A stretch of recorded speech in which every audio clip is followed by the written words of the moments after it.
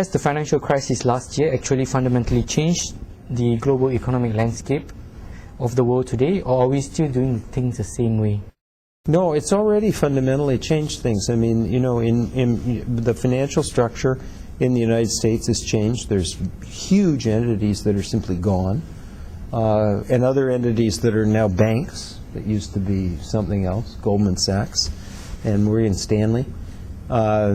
You have the American consumer saving again, and not over-consuming.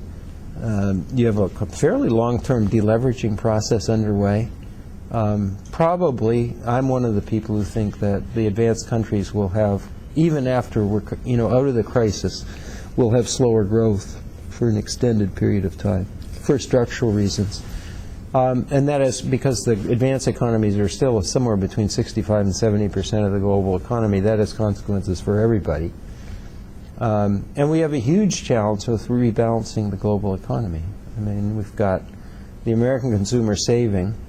That takes, I don't know, 700 billion at least out of global aggregate demand. It's just gone. Yeah. And it's not coming back. The only way to get the American consumer back is to reflate the assets, but they were at unrealistic levels before, so nobody wants to do that. And nobody thinks it's going to happen either. So the American consumer's gone, so and going forward, with slower growth, you lose another 350 billion a year, of growth that doesn't occur. So this is a major challenge. I mean, this is, I think the solution is we need surplus countries to consume more. I mean, this thing does add up. The sum of the deficits and surpluses in the global economy come to zero. So in principle, you can replace this lost demand, and you can't really solve the advanced country growth problem completely if that's going to occur, and I think it is. But everybody does have a stake in having the advanced country growth return to as high a level as possible, as quickly as possible. And especially the poorer developing countries. Asia, China, most of Asia, probably India, and a number of other large systemically important developing countries like Brazil will probably do really quite okay. They're bouncing back faster. There's big internal markets that can be used to drive growth. China did this before in the 97-98 crisis when they didn't devalue, when everybody else's currency was plunging. They lost competitiveness externally by a tremendous amount, and they used their enormous fiscal capacity to stimulate the domestic economy and maintain the growth momentum. And they've done it again in this crisis. It's the smaller, poorer countries in other parts of the world that are likely to experience the largest, longer-term sort of adverse effects of this. I mean, Asian economies are super powerful and competitive, so if you have to, you'll take market share to keep the growth up. They won't be able to do it. What about the possibility of a new world order emerging from the aftermath of the financial crisis?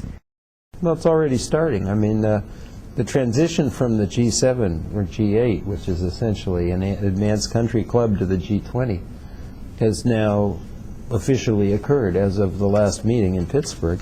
And that's a good thing. I mean, that you need, in this world where the 30, 40 years of growth in the developing countries has actually made their economic size, not growth, but size big enough so that they're systemically important in the global economy, and they have to be part of the formal and informal governance structure. And so we've got a long way to go before we properly manage the global economy, but it looks like we're heading, at least initially, in the right direction by having the major players as part of the discussion and priority setting process. Now, with the G20, so far we've had a lot of words that are reassuring, so we'll see about whether it turns into real successful coordination of sort of economic policy on a global basis or not. As Americans would say, the jury's out. We don't really know yet. are we possibly looking at a slow decline in the US as the world's sole superpower or economic power becomes? Well, in the United States and Europe, if you lump Europe together, are economies of about the same size. They're very large. They're on the order of $14 trillion of GDP. So if you add the two of them together and add Japan, you get about 35 trillion out of 55 trillion of global GDP. Their relative importance will simply decline as the developing countries grow. I mean, one way to think about it is, if you look at the global economy now, you have about 1 billion people live in advanced countries. Then there's another 3.5 billion people, 3.5 billion, who are in countries that are growing really quite rapidly, and in 50 years, they will live in advanced countries.